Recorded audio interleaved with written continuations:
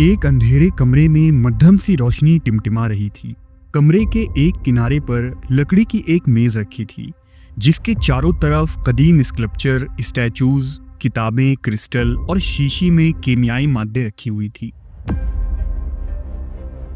मेज पर एक बूढ़ा बैठा था।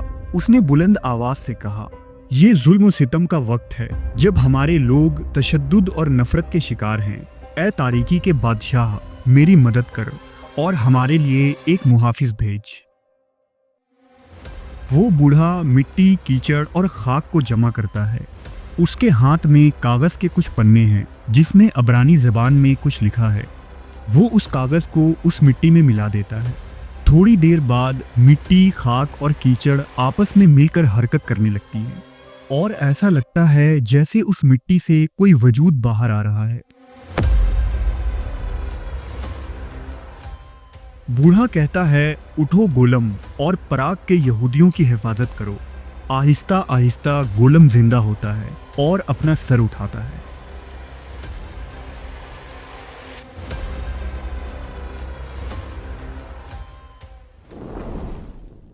जादुई अमलियात और शैतानी इल्म के जरिया कामयाबी हासिल करने के मामले में कौम बनी इसराइल तारीख में सरे फहरिस्त है।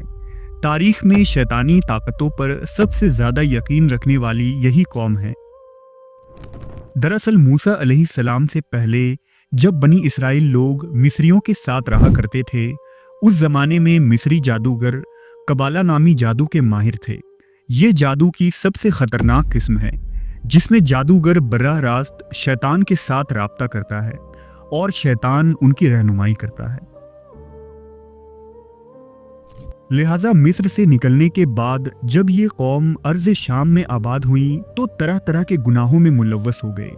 उस दौरान यहूदियों में बाज़ लोगों ने मिस्रियों के उसी कबाला इल्म और जादू को दोबारा जिंदा किया और इस शैतानी इल्म को मजीद आगे ले गए। इसी कबाला जादू के जरिया तैयार की गई एक हैरत अंगेज और पुरअसरार शय गोलेम है, जिसकी कहानियां दुनिया के हर इलाके और ख़ुसूसन यहूदी तारीख में बहुत मशहूर है।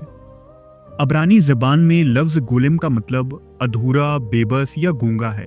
ये लफ्ज़ ज़बूर में मिलता है, जहां गोलम को कच्चे, बेजान और नामुकम्मल जिस्म के लिए इस्तेमाल किया गया है। कबाला जादू के माहिरीन मानते थे कि खुदावंद ने ज़िंदगी के इसरार सिर्फ चुने हुए लोगों पर ही खोला है, ताकि वो तख्लीकी तजुर्बा कर सके। ये तख्लीकी अमल सबसे पहले खुदा ने ही किया था और आदम अलैहिस्सलाम को मिट्टी से बनाया था। तिलमूद के मुताबिक जब आदम अलैहिस्सलाम को मिट्टी के गारे से बना दिया गया तो इब्तदा के 12 घंटों तक आप दरअसल गोलम ही थे, यानी आपके जिस्म में ना रूह थी और ना ही जान। यहूदियों का अकीदा था कि माहिर कबाला आदम की तख्लीक की तरह ही मखसूस कबाला रसूम, मंतर और इज्ज़ा के ज़रिया मिट्टी, खाक, पानी और हवा को आपस में मिलाकर गोलम नामी इस अजीब व गरीब मखलूक को तैयार कर सकते हैं। ये कबाला जादू का वही कमाल था जिसके ज़रिया सामरी जादूगर ने हज़रत मूसा के ज़माने में सोने का ऐसा बिछड़ा बना दिया था जो बोल सकता था, और इसकी वजह से बनी इसराइल गुमराह हुए थे। गोलेम से मुख्तलिफ काम लिए जा सकते थे, जैसे यहूदी कौम की हिफाजत, दुश्मनों पर हमले और देगर कई और मकासिब के लिए उसे इस्तेमाल किया जाता था। ऐसा माना जाता था कि जब कोई रब्बी गोलेम बनाना चाहता था तो वो खास शैतानी रस्म और मंतर के साथ खुदा के एक मखसूस नाम शेम का वर्त किया करता था, जिसे गोलेम के माथे या मुंह में लिखा जाता और इस लफ्ज़ से ही गोलेम में जान आती थी। इसी तरह अगर गोलेम को मारना होता तो इस लफ्ज़ को उसके माथे से मिटा दिया जाता और वो फौरन बेजान हो जाता। गोलेम को कंट्रोल करने वाला रब्बी उसे किसी भी काम के लिए हुक्म दे सकता था, जैसे जिस्मानी मेहनत, यहूदियों की हिफाजत करना या दुश्मनों को शिकस्त देना। गोलेम को एक तरह का फर्माबरदार गुलाम माना जाता था, लेकिन साथ ही ये भी माना जाता था कि उसके अंदर सोच समझ या आज़ादाना ख्वाहिश नहीं होती थी। गोलेम को हर दिन आराम देने की ज़रूरत थी और अगर उसे लगातार काम करवाया जाए तो वो गुस्सैल और बेकाबू हो सकता था। गोलेम की तख्लीक और उसे काबू करने में कई खतरे शामिल थे। मसलन अगर उसे कोई गलत हुक्म दिया जाता तो वो कोई खतरनाक और तबाहकुन काम भी अंजाम दे सकता था।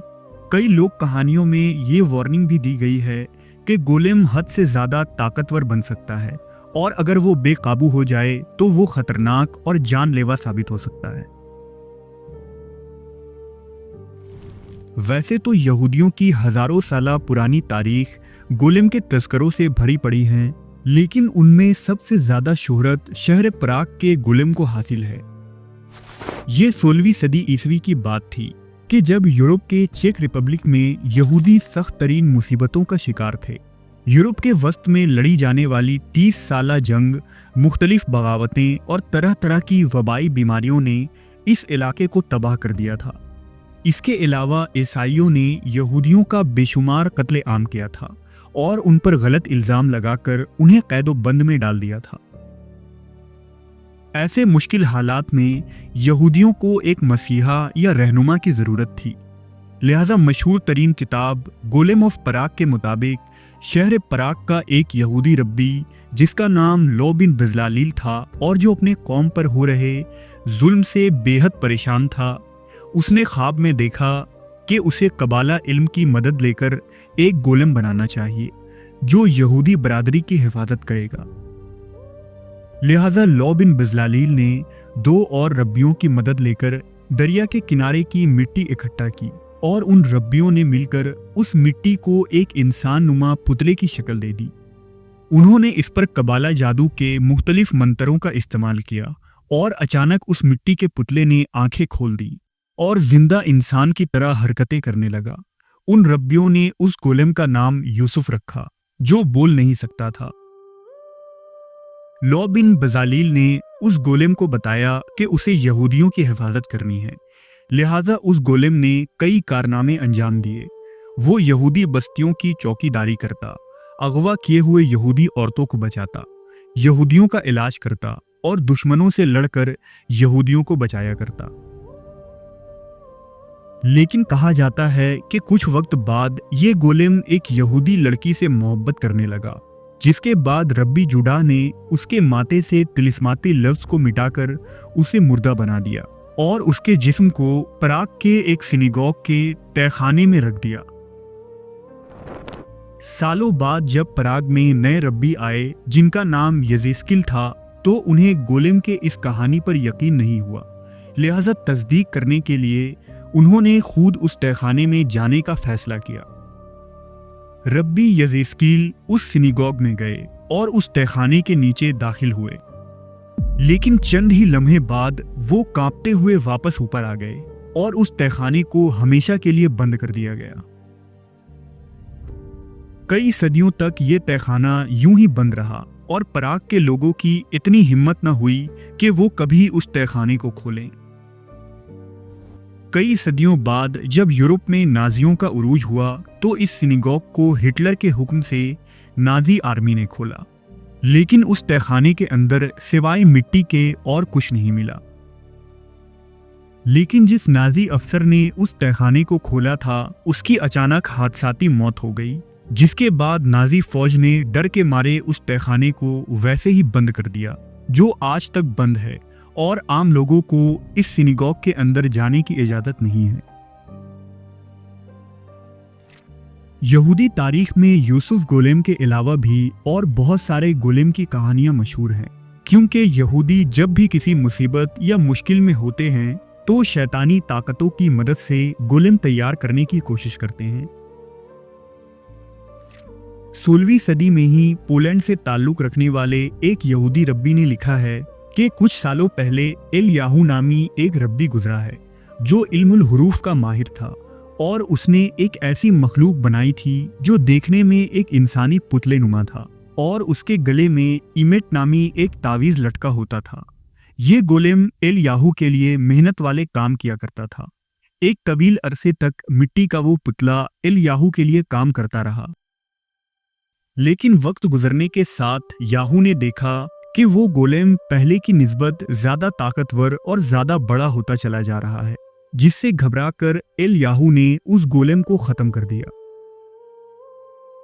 इसी तरह पॉलिश गोलेम, गोलेम ऑफ विल्ना और सेल्विक गोलेम तारीख के मशहूर लोक दास्तानें हैं, जिनमें गोलेम को अक्सर मिट्टी या लकड़ी से तख्लीक करदा एक शैतानी वजूद के तौर पर दिखाया गया है, जबकि कुछ कहानियों में उन्हें ज़मीन या जंगल से पैदा होने वाली एक बेअक्ल मखलूक के तौर पर भी जाहिर किया गया है। अगर इस्लाम की बात करें तो कुरान मजीद में मौजूद हज़रत तालूत बादशाह के किस्से के ज़िमन में बाज़ उलमा व मुफस्सरीन ने लिखा है कि उनके पास मिट्टी और लोहे की एक जादुई मखलूक थी और इस मखलूक को सुलेमान अलैहिस्सलाम ने पैदा किया था, जो गोलेम माइथोलॉजी से यकसा हैं। वहीं मुस्लिम तारीख में अरब अल्केमिस्ट ने होमोन्क्यूलस नामी मखलूक की तख्लीक का दावा किया है। ये अल्केमिस्ट या कीमियागर वही लोग थे जो आम धात को सोने में बदलने और एक ऐसे पानी की तलाश में होते थे जिसे पीने वाला हर बीमारी से निजात पा सकता है। मुस्लिम कीमियागर के माहिर जाबिर बिन हयान ने अपनी किताब किताबुल तजमी के अंदर होमोन्क्यूलस को तकवीन कहा है और उसे बनाने का तरीक़ाकार तहरीर किया है, जिसमें मुनफरिद किस्म के लिक्विड्स, पौधों और धातों के इस्तेमाल से एक बौनानुमा इंसान बनाया जा सकता है। इसी तरह इब्न सीना ने अपनी किताब द बुक ऑफ हीलिंग में होमोक्यूलस की तस्वीर पर बहस की है और दलील दिया है कि मसनूई ज़िंदगी की तख्लीक बिल्कुल मुमकिन है, लेकिन होमोन्क्यूलस के सोचने और समझने की सलाहियतें महदूद होंगी। रिकॉर्डेड हिस्ट्री में 11वीं सदी के एक फ़लसफ़ी सुलेमान बिन जिब्राइल की बनाई हुई एक गोलेम लड़की का भी जिक्र मिलता है, जिसे उन्होंने अपने घरेलू काम काज के लिए बनाया था और बाद में उनके दरमियान जिनसी ताल्लुकात भी कायम हो गए। ऐसा भी मुमकिन है कि ये यहूदी कबालिस्ट और मुस्लिम कीमियागर जिन्नात के किसी कम अकल नस्ल को अमलियात और जादू के जरिया मिट्टी के इन पुतलों में कैद कर लेने का फन जान गए थे, जिन्हें वो गोलेम कहा करते थे, और इन गोलेम से वो अपने रोज़मर्रा के काम लिया करते थे। और जब मिट्टी के उन पुतलों में कैद जिन्नात काबू से बाहर हो जाया करते तो ये लोग पुतले के मुंह में रखे या गले में लटके तावीज़ को हटाकर उस जिन को आज़ाद कर देते। गोलेम की कहानी में वक्त के साथ तरक्की हुई है और अदब, लिटरेचर, नॉवेल, फिल्में, पॉप कल्चर और वीडियो गेम्स में इसे मुख्तलिफ शक्ल दी गई है। गोलेम के मुताल्लिक द गोलेम, द पॉटर्समैन पेपर्स और फीट ऑफ क्ले जैसी किताबें लिखी गईं। द गोलेम और फ्रैंकस्टीन जैसी फिल्में बनी। द लॉर्ड ऑफ रिंग में भी गोलेम के किरदार को हिस्सा बनाया गया है, जबकि वीडियो गेम्स की दुनिया में भी गोलेम से मुतासिर होकर बेशुमार गेम्स बने। पॉप कल्चर में हल्क, टर्मिनेटर और रैगमैन जैसे सुपर हीरोज भी गोलेम का ही अक्स है। वहीं रोबोट्स और आर्टिफिशियल इंटेलिजेंट का कंसेप्ट भी दरअसल गोलेम से मुतासिर होकर ही डेवलप हुई है। गोलेम की कहानियां और तमाम तर लोक दास्तानें इस बात को जाहिर करती हैं कि जब इंसान अपनी तख्लीकी सलाहियतों का गलत इस्तेमाल और गलत तजुर्बे करता है तो उसके जानलेवा नताइज होते हैं। आज गोलेम एक ऐसा सिंबल बन चुका है जो इंसान के हद और सलाहियतों का कुदरत से छेड़छाड़ के नुकसानात से डराती हैं।